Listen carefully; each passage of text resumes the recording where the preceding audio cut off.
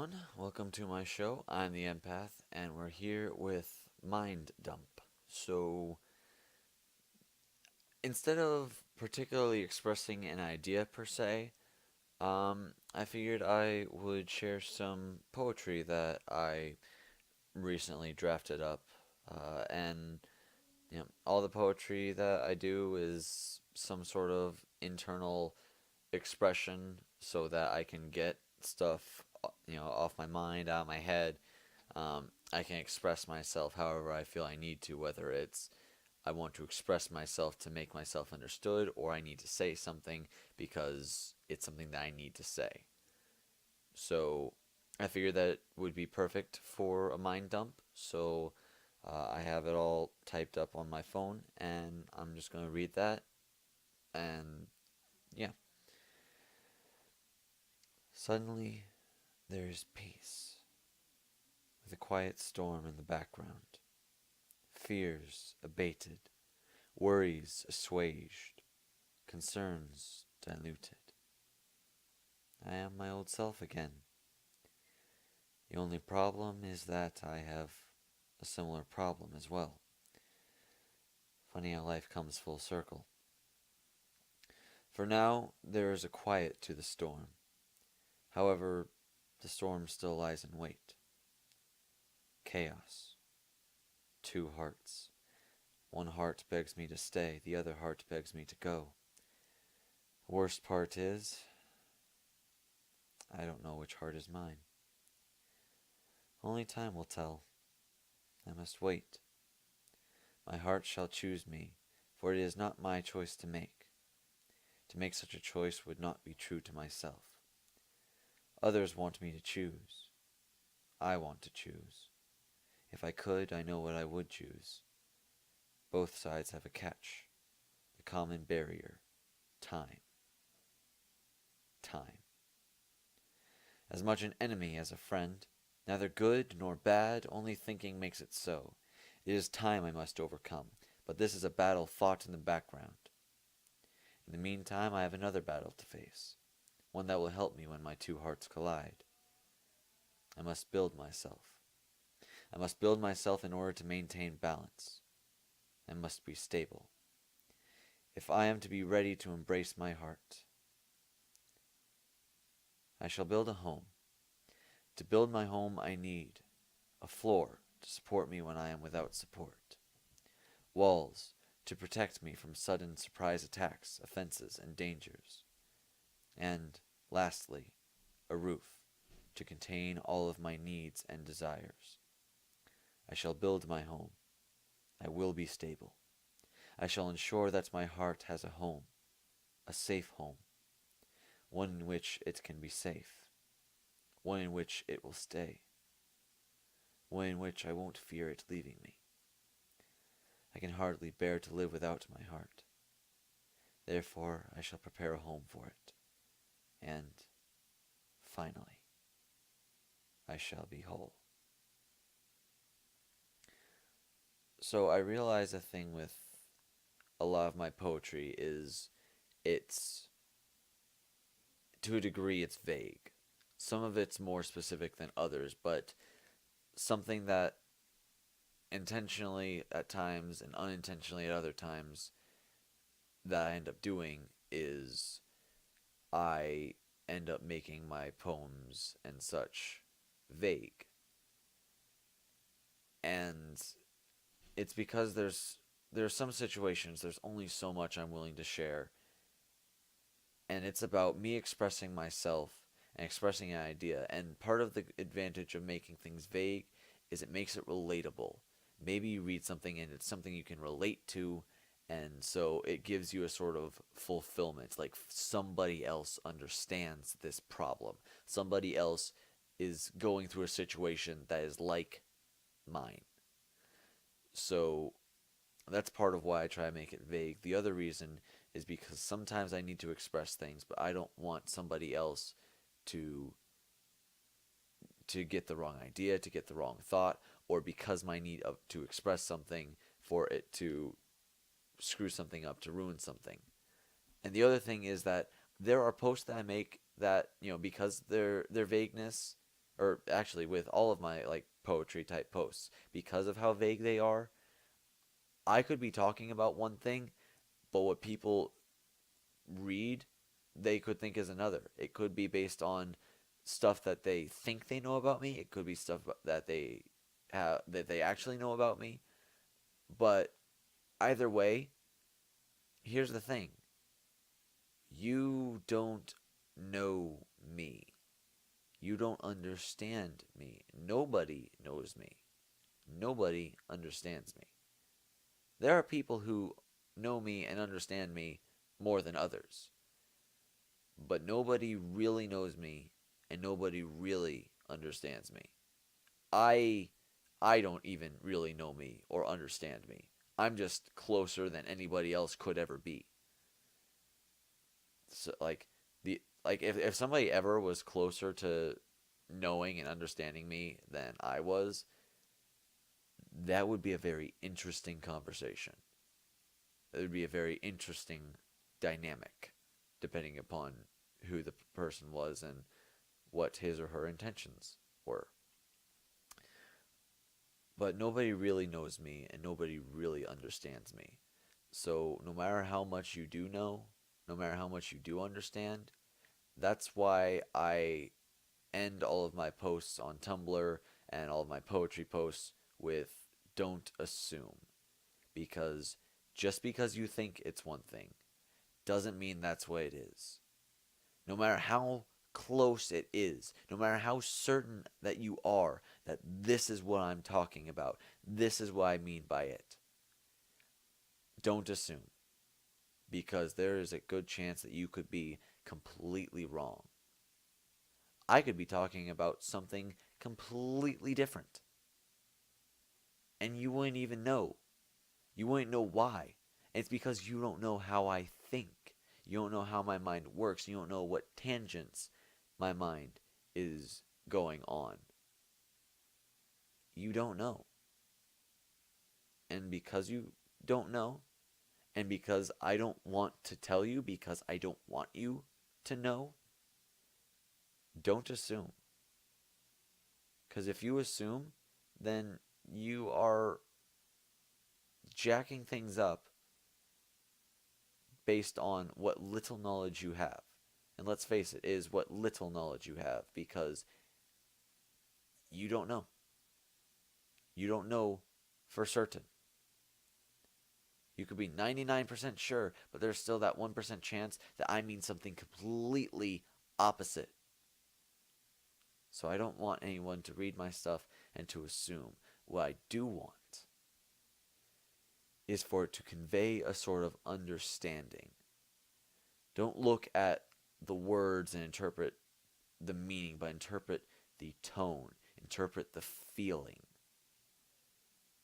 The feeling behind it could be that it's sad, that it's depressed, that it's happy, that it's at peace, that it's struggling, that it's heartbroken, that it is content, that it is helpful, that it is compassionate, that it is empathetic. Look at the tone, but again, don't assume where that tone is coming from. That tone could be from me. It could be that, I'm sad, I'm depressed, or I'm happy, I'm content. Or it could be what I'm trying to convey, that I'm trying to reach out to people who are depressed, who are happy, who are content, who aren't content. So even if you know one thing, that doesn't mean you know another. You don't know if that's my tone. You don't know if that's the situation I'm talking about, or if there's a situation that I'm talking about. For all you know, I could have had a dream, and I wrote poetry inspired by the dream. You don't know, and I won't tell you. If I do tell you, consider yourself very lucky, because that means that I trust you. And if you break that trust, then I feel sorry for you. Because for whatever reason, you thought that breaking that trust was more important than maintaining it. So, those are my thoughts. Uh, I debated on whether or not to explain any of that, but in light of the dialogue that I just gave, I am going to, or monologue, I guess, I am going to opt not to. You can feel free to interpret it for yourself. Again, don't assume. But the poetry is meant for you to have some understanding of me and where I'm at and where I'm coming from. And really, and it's not supposed to be so that you can know this is the situation I'm going through, and okay, well, since that's the situation he's going through, here's how I can help him through it, or encourage him with it, or whatever. No, it's supposed to be that whatever interpretation you get out of it about me, or from me, or whatever, then you personally respond, like private message or something, or you personally respond, but I'm not going to confirm or deny anything unless I feel that I can trust you with that, or unless it's something that I'm comfortable with sharing. So, if I post something that seems sad and you want to encourage me because I seem sad, okay. If I post something that seems poetically sad, like it's a beautiful, but you don't think I'm sad, you think I'm just being poetic, and you want to like compliment me on that, okay. If you think I'm happy and content, okay. If you think I'm being helpful, okay. If you're going to start assuming stuff and try to tell people that this is this and this is that, and he said this and he's meaning this, no. Because as soon as somebody comes to talk to me about that, maybe it's something that I'm going to just talk to that person about, or maybe I'm going to say, what makes you think that? Well, this person told me this. And what did they get that off of? Because I never said anything like that. Well, they got it from reading your poetry. Ah, they did the one thing I said not to do, which is don't assume. Words. I've been thinking about some words lately. The one thing I told them not to do, which is assume. Yeah, that would be the better way to say it. Sorry. That's a little bit of mind dump as well. I've been trying to be more conscious of the words that I use, like saying he or she instead of saying they, because they is a plural pronoun, and it is colloquialism that makes it used as a singular gender neutral pronoun. And I really wish we had like specific words to be gender neutral pronouns, and instead of just having to say he or she or that person, like just one simple thing. But that's unfortunately the English language is what it is.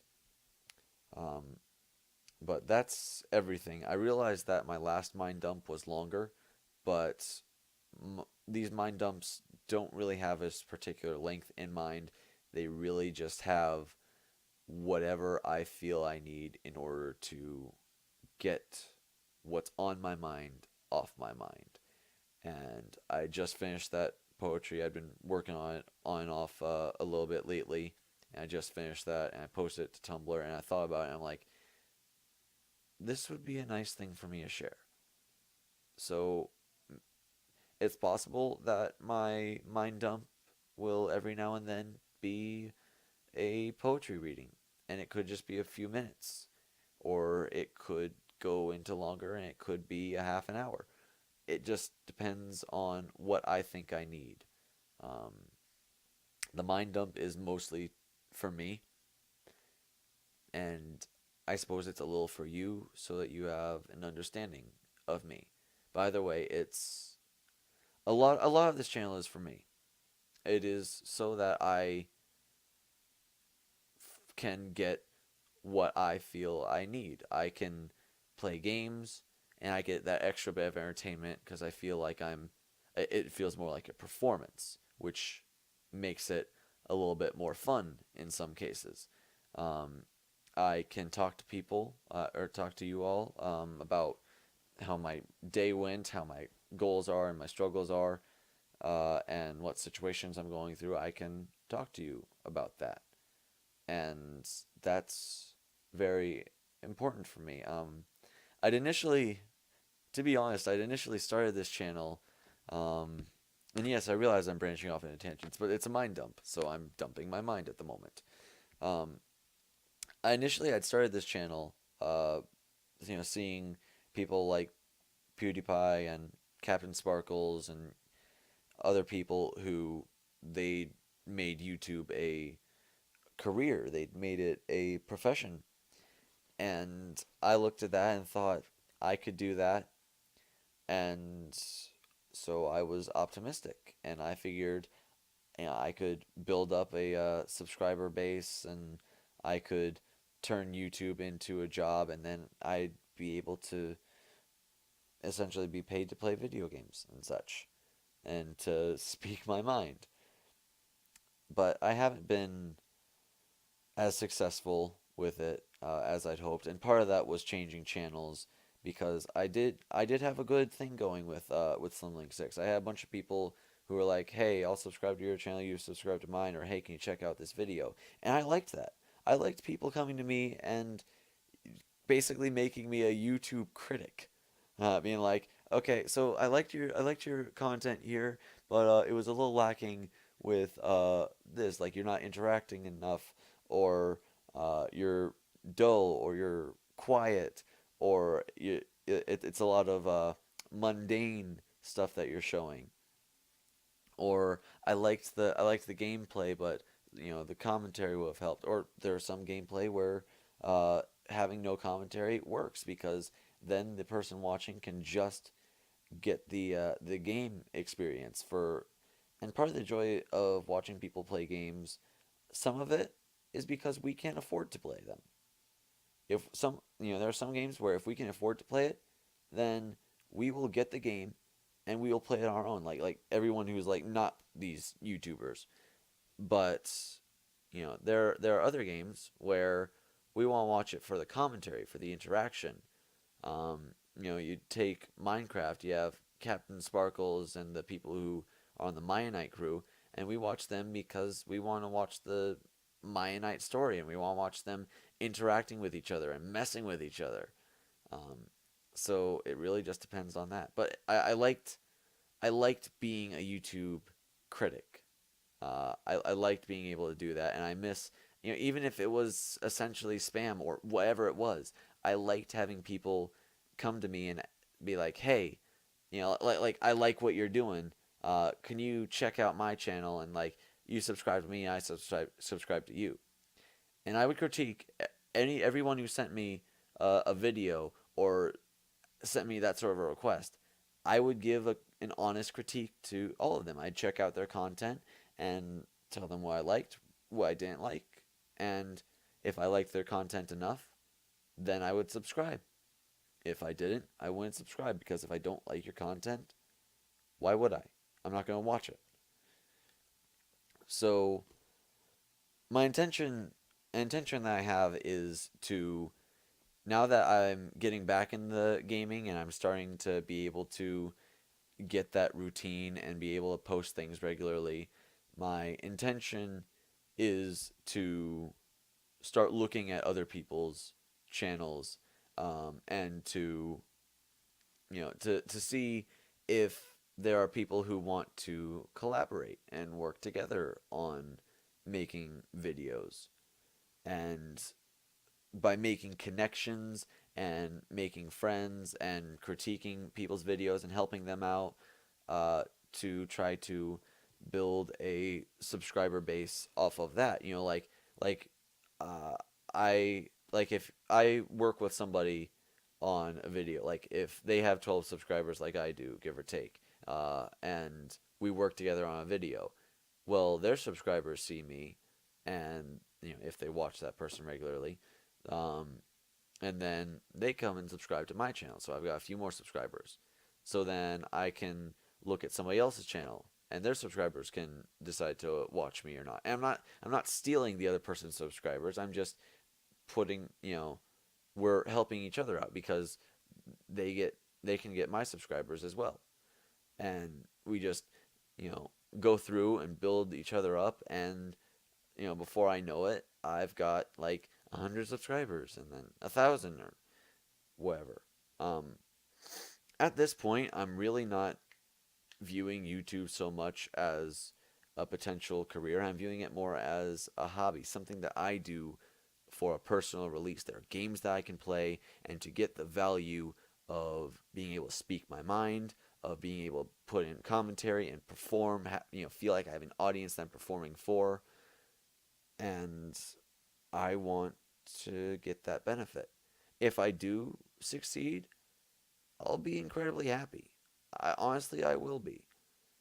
And something I've considered is once I start doing better financially, I have myself well taken care of, I might offer benefits to my subscribers, and that would just be because, like I said, you're my VIPs. You are very important people to me because if somebody's willing to, if I'm entertaining enough that somebody's willing to watch my content, then that that gives me a little bit of self worth. It's a nice little confidence boost, a nice little way padding for my ego, and I appreciate that. And it makes you people very important people to me. And when you are a VIP, you get benefits. There are certain benefits that come with being a VIP. That's part of the point of being a VIP. So, and that's probably not going to be for like months and months, maybe even years. Um, but like even if, like, let's say years down the road I become successful, and I'm like a successful actor or in ministry, or if I'm an author or whatever I am, or maybe I stay in sales at H Gregg or sales somewhere else. Because I don't mind my job. We'll see how I'm doing in a few months if I still feel the same way about it. Um, but I don't mind it, and it seems like there's a decent way to get a good amount of money. So even if YouTube's just something in the background, maybe with other job stuff, I build up enough funds that I can start putting out uh, reward sort of stuff for the people who are subscribed and watch me and such. And that would just be something nice to do. And if I only ever have the 12 subscribers, or if turns out nobody's watching me, YouTube does a sweep thing, and suddenly I've got like two, or if all my subscribers are gone, so no subscribers, which would suck. Whatever. It is what it is. Um, but the thing is, and the thing that keeps me going with this is I don't, at least at this point particularly, I'm not doing this for anybody. I'm doing this for me. Maybe when I have more subscribers and I have a proper audience, I'll be doing it for the audience. But I will, no matter what, I will be doing it for me. So I've got final say in this and that because I want it, I don't ever want it to not be for me. I don't ever want it to be a chore. I want it to be something fun and entertaining and something that I can enjoy doing just all the time. I want it to be a constant source of joy for me, and so far it has been. The only stress that there's been is just fitting it into my time, and not because like, oh, I'd rather do this, I'd rather do that, but just like, well, there's like family time. Like I have to eat dinner, and my family wants to spend time with me. I do want to spend time with my family, and I kind of want to play on my Xbox and stuff. But I want to play. I want to make videos. So it's a want. It's a thing I want to do. It's just The only stress that comes is trying to coordinate it into my schedule. It's not like, oh, I have to do this. No, it's I want to. So it's just coordinating into my schedule. Um, so that's everything I had to say. And my mind's getting flooded with thoughts that I need to figure out how to put out of my head. That sometimes happens. I don't know how much that happens for other people. Probably more often than I might think. But there are times where there are a bunch of thoughts, not necessarily pleasant thoughts, that start cramming their way into my head. And some of them are thoughts that I wish would just stay out of my head forever because they aren't helping me. They are doing very much negative things and hurting me. And I don't want them. I don't want to deal with them because it makes me very sad and very depressed and very broken and hurt, and I don't want to deal with those. And so yeah, but that was everything that I had to say. That I think, like like before, like if I was trying to make the video on Monday, um, I don't know if I would have had really much of anything to mind dump. But definitely with that, evidently I did have things to dump off my mind. So thank you for listening and for letting me dump that. Um, if you are actually watching, it might be years down the road, and suddenly I've got like thousands, millions of subscribers, and so of course I've got people watching that are like, what is he talking about? Like, because this is when I'm not doing well. um, if you have watched this far, I want to thank you for watching. Go ahead and like and favorite if you enjoy. I almost don't know why I bother saying that. It's almost just it's just the spiel at this point. But like, if you did like it, you'd like it. If you did enjoy it, you would favorite it. I don't know, but it's part of the spiel. So like and favorite if you enjoyed. Go ahead and hit that subscribe button. You'll be one of my VIPs, and who knows, maybe later down the road I'll have some benefits to that. And I will see you all